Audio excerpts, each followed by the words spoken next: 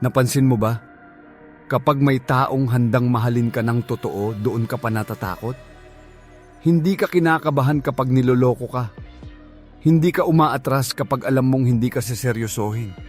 Pero kapag may dumating na tapat, consistent, at totoong nandyan para sa'yo, bigla kang nagdududa. Bigla kang lumalayo. Bakit ganon? Bakit kung kailan tama na? Saka ka natatakot. At ang mas nakakagulat, hindi ito simpleng ayaw mo lang. May malalim itong koneksyon sa psychology ng utak mo, sa past mo, at sa paraan kung paano ka natutong magmahal. Bago tayo magsimula, kung gusto mo ng mga ganitong topic tungkol sa human psychology, emotions at behavior, huwag mong kalimutang mag-subscribe dito sa ating channel para lagi kang updated sa mga bagong kaalamang ibabahagi ko. 1. Bakit ka natatakot? Kapag totoong minamahal ka. May mga tao na kayang magpakatapang sa lahat ng bagay, pero pagdating sa totoong pagmamahal, bigla silang nagiging mahina. Hindi dahil ayaw nila magmahal kundi dahil mas nakakatakot para sa kanila ang isang taong seryoso kaysa sa isang taong panandalian lang. Sa psychology, ito ay konektado sa tinatawag na fear of vulnerability. Kapag may taong nagmamahal sa iyo ng totoo, wala ka ng mask na pwedeng itago. Nakikita ka niya kung sino ka talaga. At para sa iba, ito ang pinaka nakakatakot na pakiramdam. Dahil kapag tinanggap ka niya ng buo, wala ka ng excuse kapag nasaktan ka. Madalas nanggagaling ito sa past experiences. Kung nasaktan ka na dati, natutunan ng utak mo na i-associate ang pagmamahal sa sakit. Kaya kahit mabuti ang intensyon ng isang tao, automatic kang nagiging defensive. Hindi mo man sinasadya, pero naglalayo ka para protektahan ang sarili mo. May isa pang dahilan. Tinatawag itong self-worth issue. Kapag hindi mo nakikita ang halaga mo, mahihirapan kang paniwalaan na may taong kayang magmahal sa iyo ng totoo. Sa isip mo, may mali. Parang hinihintay mo lang na magbago siya o iwan ka rin. At dito pumapasok ang self-sabotage. Kapag ramdam mong nagiging seryoso na, ikaw mismo ang gumagawa ng dahilan para masira ito. Hindi dahil gusto mo, kundi dahil mas komportable ka sa pamilyar na sakit kaysa sa hindi mo pa alam na saya. Ang totoo, hindi ka takot sa pagmamahal. Takot ka sa posibilidad na mawala ito. Takot ka na once na masanay ka, doon ka naman iiwan. Kaya mas pinipili mong umatras habang maaga pa. Hindi lahat ng dumarating ay pareho ng nanakit sa iyo noon. Minsan, ang totoong laban ay hindi kung kaya mo bang magmahal, kundi kung kaya mong tanggapin na may taong handang magmahal sa iyo ng walang kondisyon. 2. The fear of real love. Bakit ka umaatras? Kapag seryoso na sa simula, ang saya. Magaan ang usapan, walang pressure, parang lahat natural lang. Pero habang tumatagal at nararamdaman mong nagiging seryoso na ang lahat, may kakaibang pagbabago. Bigla kang nagiging distant. Naghahanap ka ng dahilan para umatras. Hindi ito dahil nawalan ka ng feelings. Sa psychology, ito ay tinatawag na avoidance response. Kapag nararamdaman ng utak mo na may paparating na emotional risk, automatic itong nag-a-activate ng defense mechanism. Para sa'yo, ang pagiging seryoso ay hindi lang commitment kundi posibilidad ng sakit. Kadalasan, ang ugat nito ay past attachment patterns. Kung lumaki ka sa environment na inconsistent ang pagmamahal, natutunan mong huwag umasa ng buo. Kaya kapag may taong nagbibigay ng stable at totoo, nagiging unfamiliar ito sa'yo. At sa isip mo, ang unfamiliar ay delikado. May bahagi rin dito ang control. Kapag casual lang, hawak mo ang sitwasyon. Hindi ka masyadong invested kaya hindi ka madaling masaktan. Pero kapag seryoso na, kailangan mong magbukas. Kailangan mong magtiwala. At doon ka nawawalan ng kontrol na para sa iba ay isang malaking takot. Minsan hindi mo namamalayan gumagawa ka ng distance. Hindi ka na ganoon ka-responsive. Nagiging malamig ka. Hindi dahil gusto mong saktan ng tao kundi dahil sinusubukan mong protektahan ang sarili mo bago pa mangyari ang kinakatakutan mo. Ang totoo, hindi ka umaatras dahil ayaw mo sa kanya. Umaatras ka dahil natatakot ka sa lalim ng nararamdaman mo. Dahil alam mong kapag pinatuloy mo pa ito, magiging totoo na ang lahat. At kapag totoo na, wala nang madaling exit. Ang pagmamahal ay hindi laging panganib. Minsan, ang pag-atras ay hindi proteksyon kundi hadlang sa posibilidad na maranasan mo ang isang bagay na matagal mo nang hinahanap. 3. Hindi ka takot magmahal, takot ka lang masaktan. Ulit maraming tao ang nagsasabi na takot na silang magmahal. Pero kung titingnan mo ng mas malalim, hindi talaga pagmamahal ang kinatatakutan nila. Ang kinatatakutan nila ay ang sakit na posibleng kasunod nito. Sa psychology, ito ay konektado sa emotional memory. Kapag nasaktan ka ng matindi sa nakaraan, iniimbak ito ng utak mo bilang babala. Kaya sa tuwing may bagong taong papasok na may potensyal na mahalin ka ng totoo, nagiging alerto ka agad. Parang sinasabi ng isip mo, naranasan mo na ito at alam mo kung paano ito magtatapos. Dahil dito, nagiging maingat ka. Pero minsan, sobra na ang pag-iingat hanggang sa nagiging pag-iwas na. Kahit wala pang ginagawang mali ang tao, nagkakaroon ka na ng doubt. Hinahanap mo ang red flags kahit wala pa. At kapag wala kang makita, minsan ikaw na mismo ang gumagawa ng dahilan para umatras. Ito ang tinatawag na trauma response. Hindi mo sinasadya pero pinipili mong protektahan ang sarili mo kahit na ang kapalit nito ay ang pagkawala ng isang posibleng magandang relasyon. Mas pipiliin mong umiwas kaysa sumugal ulit. May bahagi rin dito ang fear of repetition. Ayaw mong maranasan ulit ang parehong sakit. Kaya kahit iba na ang tao, pareho pa rin ang reaksyon mo. Parang nakakulong ka sa ideya na kapag nagmahal ka, masasaktan ka rin sa huli. Pero ang mahalagang tanong ay ito, lahat ba ng tao ay pareho ng nanakit sa iyo noon? Hindi. At hindi rin lahat ng pagmamahal ay nagtatapos sa sakit. Ang totoo, hindi ka takot magmahal. Takot ka lang na maulit ang nangyari. Pero kung palagi kang magpapatalo sa takot na iyon, hindi mo mabibigyan ng pagkakataon ng sarili mong maranasan ang pagmamahal na iba sa nakasanayan mo. 4. Bakit ka nababahala?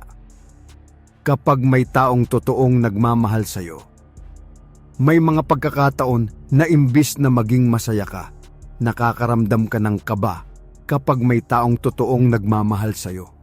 Hindi mo maintindihan kung bakit sa halip na maging panatag, parang may bigat sa dibdib mo na hindi mo maipaliwanag.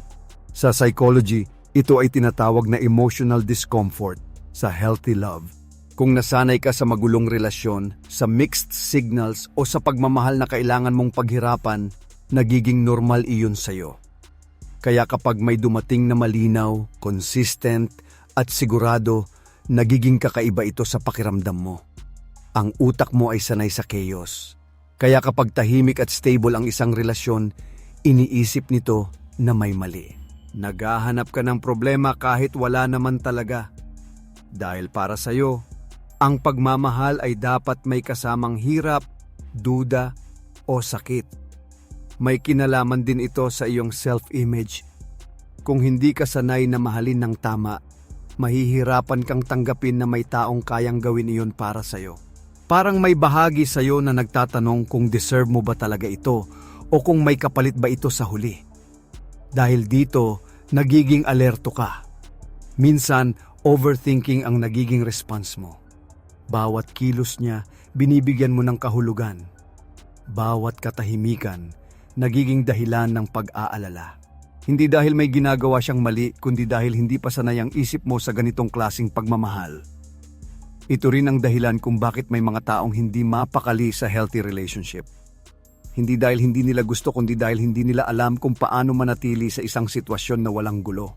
Ang totoo, ang nararamdaman mong kaba ay hindi babala na may mali sa kanya. Madalas ito ay senyales na may kailangang ayusin sa loob mo. Dahil minsan, ang pinakamahirap tanggapin ay hindi ang pagmamahal ng iba, kundi ang ideya na karapat-dapat ka pala talagang mahalin ng tama. 5. Kapag totoo na ang pagmamahal, bakit ka biglang lumalayo sa una, parang walang problema? Masaya kayo, magaan ang lahat, at ramdam mo ang koneksyon. Pero habang tumatagal at nagiging totoo na ang lahat, may nangyayari sa loob mo. Bigla kang nanlalamig, unti-unti kang lumalayo. Hindi ito simpleng pagbabago ng feelings. Sa psychology, ito ay isang uri ng emotional withdrawal. Kapag nararamdaman mong lumalalim na ang relasyon, nagiging mas totoo na rin ang posibilidad ng sakit. At para sa isip mo, mas mabuti nang umatras kaysa maghintay na masaktan. Madalas, nanggagaling ito sa fear of attachment. Kapag nag-attach ka sa isang tao, nagiging mahalaga siya sa'yo. At kapag mahalaga na siya, may kakayahan na rin siyang makasakit. Kaya bago pa umabot sa puntong iyon, pinipili mong mag-create ng distansya. May kinalaman din ito sa kontrol. Kapag ikaw ang unang lumalayo, pakiramdam mo ikaw ang may hawak ng sitwasyon. Hindi ka naiiwan. Hindi ka nasasaktan ng hindi handa. Pero ang hindi mo napapansin, ikaw na mismo ang nagpuputol ng isang bagay na maaari sanang magtagal. Minsan hindi mo rin maintindihan ang sarili mo. Mahal mo naman siya. Wala naman siyang ginagawang mali. Pero may parte sa iyo na nagsasabing umatras ka. At kadalasan, sinusunod mo ito dahil pakiramdam mo yon ang mas ligtas. Ito ang tinatawag na self-protection pattern. Hindi mo sinasadya na saktan ng ibang tao. Ang totoo, sarili mo ang sinusubukan mong protektahan. Pero sa proseso, pareho kayong nawawalan ng pagkakataon. Ang realidad, hindi lahat ng lalim ay hahantong sa sakit. Pero kung palagi mong iiwasan ang pagiging totoo ng isang relasyon, hindi mo rin mararanasan ang lalim ng pagmamahal na hinahanap mo. Minsan, ang paglayo ay hindi solusyon. Isa lang itong paraan para takasan ang isang bagay na maaari sanang magbigay sa iyo ng tunay na saya kung pinili mo lang manatili. 6. Bakit mo tinatakasan ang totoong pag-ibig minsan? Hindi ibang tao ang sumisira sa relasyon mo. Ikaw mismo. Sa umpisa, maayos ang lahat. May connection, may effort, at may posibilidad na maging totoo. Pero habang lumalalim, parang may bahagi sa iyo na unti-unting sumisira sa kung anong meron kayo. Sa psychology, ito ay tinatawag na self-sabotage. Isang pattern kung saan hindi mo namamalayan na ikaw mismo ang gumagawa ng paraan para masira ang isang bagay na mahalaga sa iyo. Hindi dahil gusto mo, kundi dahil mas komportable ka sa pamilyar kaysa sa bago. Madalas ang ugat nito ay negative self-belief.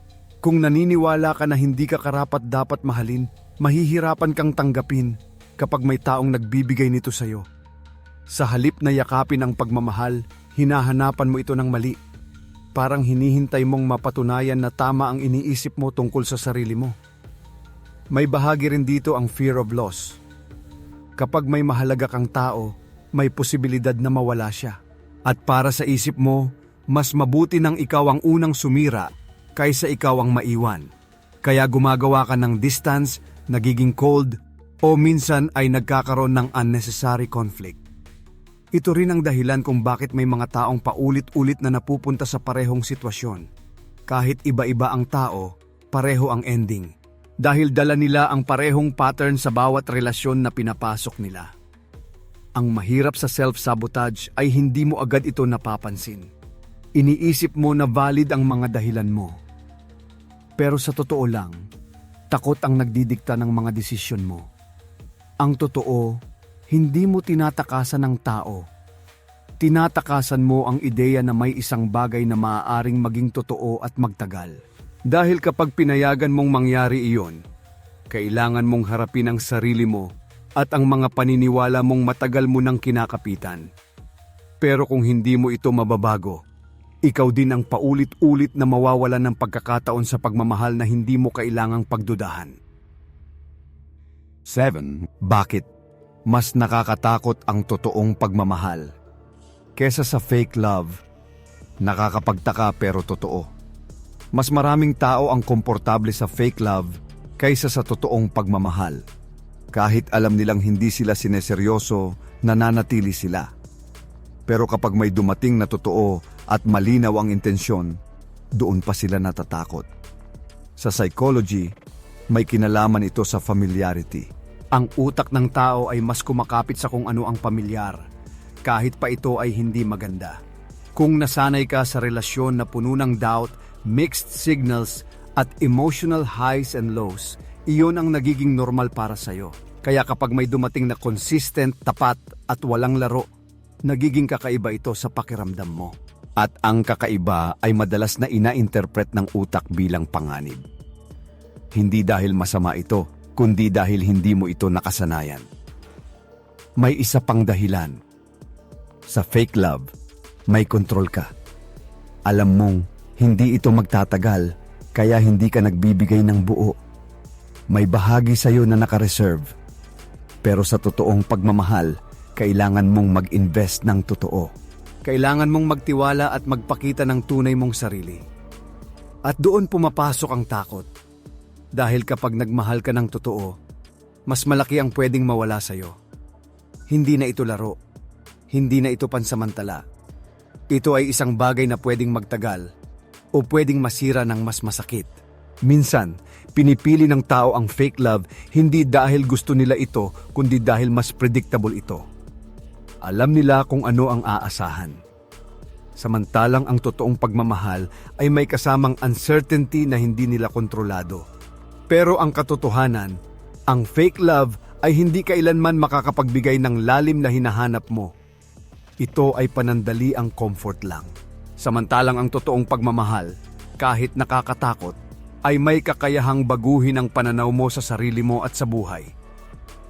Minsan, ang tanong ay hindi kung alin ang mas ligtas, kundi kung alin ang handa mong ipaglaban kahit may kasamang takot. 8. Attachment issues. Bakit ka natatakot sa taong hindi ka sasaktan? May mga pagkakataon na ang taong pinakabuti ang intensyon ang siya pang kinatatakutan mo. Wala siyang ginagawang mali. Hindi kanya niloloko, hindi kanya pinapahirapan. Pero sa halip na maging panatag ka, parang may parte sa'yo na gustong umatras. Sa psychology, ito ay konektado sa attachment issues.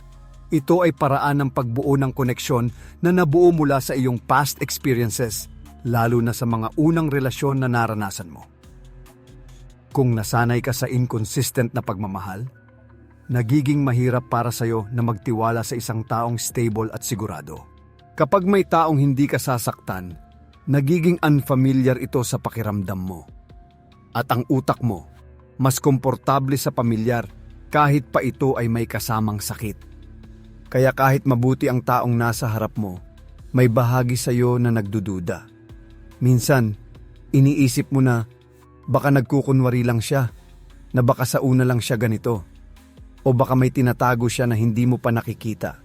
Hindi dahil may ebidensya, kundi dahil iyon ang nakasanayan mong pattern. May kinalaman din ito sa fear of abandonment. Kahit mabuti ang isang tao, may takot ka pa rin na balang araw iiwan ka rin niya. Kaya bago pa mangyari iyon, pinipili mong mag-create ng emotional distance. Para kung sakaling mawala siya, hindi ganun kasakit. Ito rin ang dahilan kung bakit may mga taong nahihirapan manatili sa healthy relationship. Hindi dahil hindi nila gusto, kundi dahil hindi sila sanay. Parang may bahagi sa kanila na naghahanap ng problema kahit wala naman talaga. Ang totoo, ang taong hindi ka sasaktan ay hindi ang dapat mong katakutan. Ang dapat mong harapin ay ang mga paniniwala at karanasan na nagdidikta kung paano ka tumingin sa pagmamahal. Ang pinakamalaking hadlang sa isang maayos na relasyon ay hindi ang ibang tao, kundi ang takot na matagal mo nang daladala. 9. Bakit ka nag-o-overthink? Kapag may taong seryosong nagmamahal sa'yo, may mga tao na hindi mapakali kapag may taong seryosong nagmamahal sa kanila. Sa halip na maging panatag, bigla silang nag-overthink. Bawat kilos, bawat salita, hinahanapan ng kahulugan kahit wala namang malinaw na dahilan. Sa psychology, ito ay konektado sa anxiety response. Kapag ang isang sitwasyon ay mahalaga sa'yo, tumataas ang level ng awareness mo. At kapag may halong takot, nagiging sobra ang pag-iisip mo. Parang gusto mong kontrolin ang lahat para maiwasan ang posibleng sakit. Madalas, nanggagaling ito sa insecurity. Kung hindi ka sigurado sa sarili mo, mahihirapan kang paniwalaan na may taong seryosong magmamahal sa'yo. Kaya kahit ipinapakita na niya ito, may parte sa'yo na nagdududa. Parang hinihintay mo lang na may magbago. May kinalaman din ito sa past experiences. Kung nasaktan ka na dati, natutunan mong magbasa ng senyales para hindi na maulit. Pero minsan, sobra na ang pagbabantay mo hanggang sa nagiging overthinking na ito. Nakikita mo ang problema kahit wala pa. Ito rin ang dahilan kung bakit kahit maayos ang relasyon, ikaw mismo ang nagkakaroon ng internal conflict. Gusto mong maniwala pero may boses sa isip mo na nagsasabing mag-ingat ka. At habang pinapakinggan mo ito, lalo kang naguguluhan. Ang mahirap sa overthinking ay hindi nito sinusolve ang problema. Mas lalo lang nitong pinapalaki ang takot mo. At minsan, naaapektuhan na rin ang paraan ng pakikitungo mo sa taong mahal ka. Ang totoo, hindi lahat ng iniisip mo ay totoo. Minsan, produkto lang ito ng takot at hindi ng realidad. At kung hahayaan mong kontrolin ka nito, maaari mong masira ang isang bagay na wala namang mali sa simula. Minsan, ang kailangan mo ay hindi mas maraming sagot kundi mas maraming tiwala. Hindi lang sa ibang tao kundi sa sarili mo na kaya mong harapin kung ano man ang mangyari. 10. Ito ang dahilan kung bakit ka natatakot. Kapag minamahal ka ng totoo, hindi lahat ng takot ay halata. Minsan, nakatago ito sa paraan ng pag-iwas, sa pag-overthink o sa biglaang paglayo kapag nagiging totoo na ang lahat. At kung mapapansin mo, kadalasan lumalabas ang takot na ito kapag may taong handang mahalin ka ng buo. Sa psychology, ang ugat nito ay kombinasyon ng past pain, self-doubt at fear of loss. Kapag nasaktan ka na dati, natutunan ng isip mo na iugnay ang pagmamahal sa posibilidad ng sakit. Kaya kahit mabuti ang taong nasa harap mo, may bahagi sa iyo na nagiging alerto. May kinalaman din dito ang self-worth. Kung hindi mo nakikita ang halaga mo, mahihirapan kang tanggapin na may taong kayang magmahal sa iyo ng totoo. Parang may boses sa loob mo na nagsasabing baka hindi ito magtatagal o baka hindi mo ito deserve.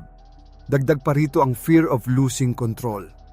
Kapag nagmahal ka ng totoo, hindi mo na hawak ang lahat. Kailangan mong magtiwala. Kailangan mong magbukas. At para sa iba, iyon ang pinaka nakakatakot na bahagi dahil hindi mo kayang kontrolin ang magiging ending. Ito rin ang dahilan kung bakit may mga taong pinipiling umatras kahit maayos ang relasyon. Hindi dahil may mali sa partner nila kundi dahil may laban na nangyayari sa loob nila. Isang laban sa pagitan ng gusto nilang maramdaman at ng takot na matagal na nilang dala. Ang totoo, ang pagmamahal ay hindi lang tungkol sa saya. Kasama rito ang risk, uncertainty, at vulnerability. Pero hindi ibig sabihin nito na dapat mo itong iwasan. Ang tunay na dahilan kung bakit ka natatakot ay dahil alam mong mahalaga na ito. At kapag mahalaga na, may posibilidad na masaktan ka. Pero kasabay nito, may posibilidad din na maranasan mo ang isang pagmamahal na hindi mo kailangang pagdudahan. At doon pumapasok ang pinakamahalagang choice. Mananatili ka ba sa takot o bibigyan mo ng pagkakataon ang sarili mong maramdaman ang pagmamahal na totoo?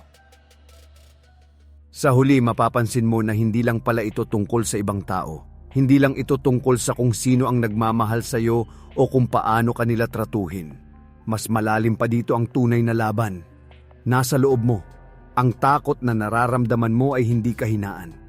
Isa itong senyales na may mga bahagi sa sarili mo na kailangan mong maintindihan. Mga sugat na hindi pa tuluyang naghihilom. Mga paniniwala na matagal mo nang kinakapitan. Pero tandaan mo ito. Hindi mo kailangang manatili sa parehong cycle habang buhay. May choice ka. Choice na harapin ang takot. Choice na baguhin ang paraan ng pagtingin mo sa pagmamahal. At higit sa lahat, choice na payagan ang sarili mong maranasan ang isang bagay na hindi mo kailangang pagdudahan. Dahil minsan, ang pagmamahal na pinakakinatatakutan mo ang siya ring makakapagpagaan ng lahat ng bigat na matagal mo nang dala. Kung gusto mo pang matutunan ang mga ganitong psychology insights tungkol sa human behavior at personal development, mag-subscribe ka na at i-turn on ang notification bell para lagi kang updated sa mga bagong episode dito sa ating channel.